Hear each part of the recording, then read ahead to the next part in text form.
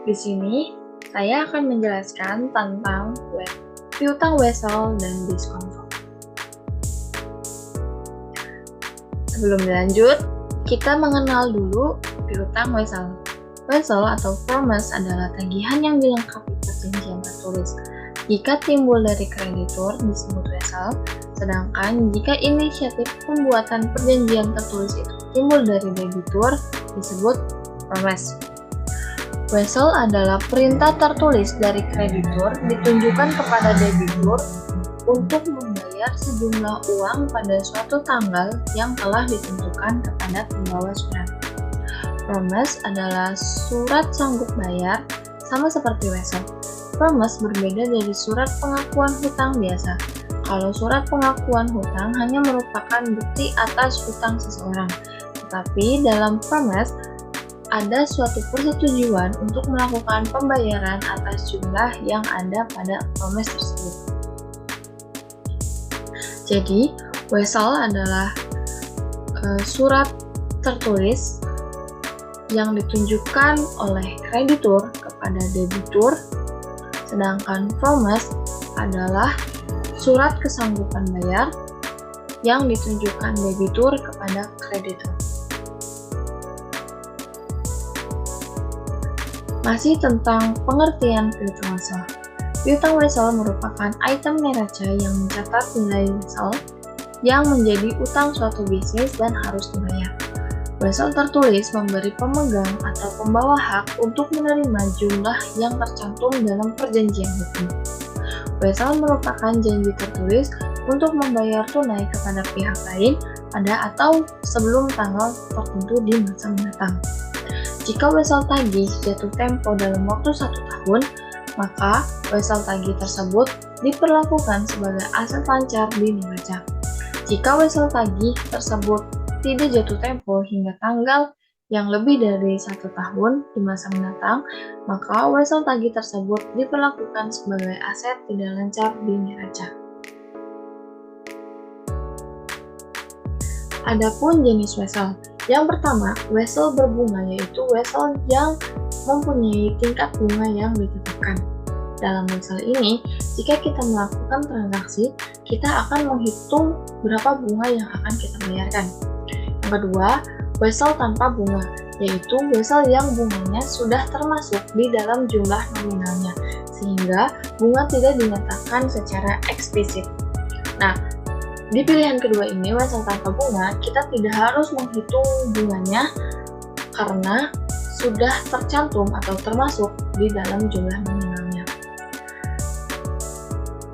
Wesel ada yang dapat dijual kepada pihak lain seperti bank, ada juga yang tidak.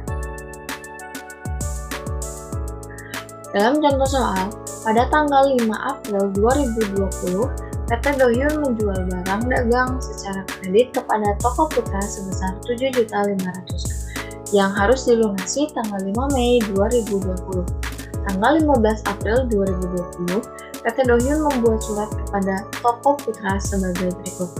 Di sebelah kiri, itu ada surat yang ditunjukkan oleh PT Dohyun kepada toko putra, yang isinya, pada tanggal 5 Mei 2020, harap saudara untuk membayar wesel ini melalui BCA dengan nomor rekening sekian. Uang sejumlah Rp7.500.000 tertanda PT Dohyun Sawon. Sedangkan di sebelah kanan ada surat yang ditunjukkan oleh toko putra kepada PT Dohyun yang isinya, saya sanggup membayar kepada PT Dohyun uang sejumlah Rp7.500.000 pada tanggal 5 Mei 2020 melalui BCA dengan nomor rekening sekian, tertanda toko putra oleh Kahyung.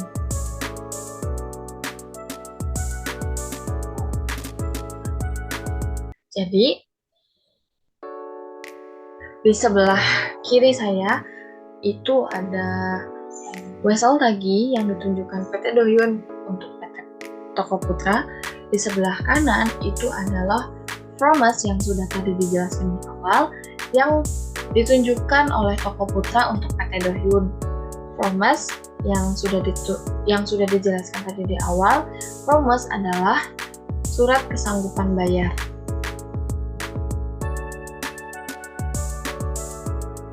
Selanjutnya ada pendiskontoan wesel.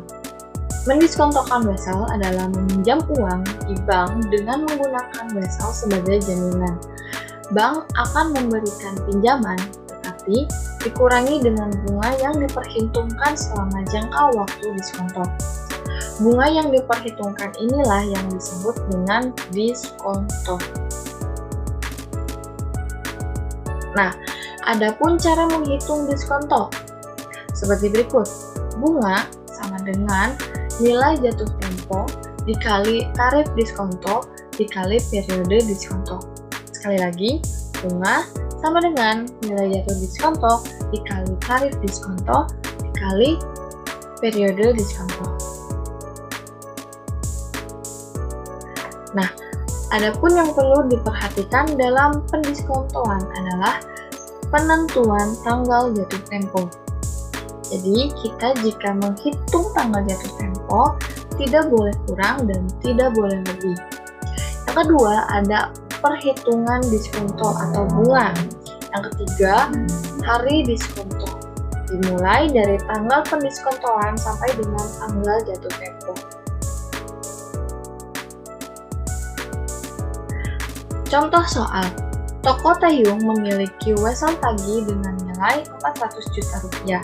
Jangka waktu 3 bulan tertanggal 1 April 2021. Didiskontokan pada tanggal 21 April 2021 dengan diskonto 15%. Buatlah jurnal pendiskontoan wesel tanggal 21 April 2021 tersebut jika yang pertama, wesel tidak berbunga, yang kedua, wesel berbunga sebanyak 24%. Kita yang pertama yaitu wesel tidak berbunga. Jumlah uang yang diterima pada tanggal 21 April 2021 adalah nilai tunainya 400 juta rupiah. Kita diskontokan karena tidak ada bunga, jadi kita langsung diskontokan. 400 juta rupiah dikali 15% dari soal dikali 70%. 70% itu jangka waktunya atau waktu jatuh temponya. Di sini tertera jangka waktu jatuh temponya 3 bulan. 70 hari itu dari 21 April sampai bulan Juli. Karena 21 April itu 30 hari, maka 30 dikurangi 21 sama dengan 9 dilanjut oleh sampai bulan Juni. Dilanjut setelah dari bulan April sebanyak 9 hari, dilanjut ke bulan Mei sebanyak 30 hari, dan terakhir bulan Juni sebanyak 30 hari. Maka tanggal jatuh temponya itu sebanyak 70 hari. Setelah dihitung tanggal jatuh temponya atau berapa hari jatuh temponya, maka kita hitung 400 juta dikali 15% dikali 70 per 360. 360 itu dari banyaknya hari dalam 1 tahun. Maka akan menghasilkan nominal 11.666.667 rupiah. Uang yang akan diterimanya yaitu dari 400 juta rupiah dikurangi 11.666.667 rupiah. Maka hasilnya uang yang akan diterima adalah 388.333.333 rupiah. Nah, setelah dihitung, kita akan menjurnal pendiskontoan wesel. Jurnalnya yaitu kas, beban bunga, pada wesel tagih. Kasnya yaitu 388.333.333 rupiah. Dengan beban bunga 11.666.667 rupiah. Pada wesel tagihnya sebanyak 400 juta rupiah. Jika kas dan beban bunga dijumlahkan, maka hasilnya akan balance dengan wesel tagih sebanyak 400 juta rupiah. Masih dengan soal yang sama, selanjutnya kita akan menggunakan wesel yang berbunga. Wesel berbunga sebanyak 24%. Jumlah uang yang diterima pada tanggal 21/2021 adalah nilai nominalnya sebesar 400 juta rupiah. Lalu kita menghitung bunga weselnya. 400 juta rupiah dikali 24% dari soal dikali 3/12. 3 itu jangka waktu, 12 itu banyaknya bulan. Maka hasilnya akan 24 juta rupiah. Nilai tunai jatuh temponya yaitu 400 juta ditambah 24 juta, maka hasilnya akan 424 juta rupiah. Sesudah itu kita diskontokan 424 juta rupiah dikali 15% dari soal dikali 70 hari.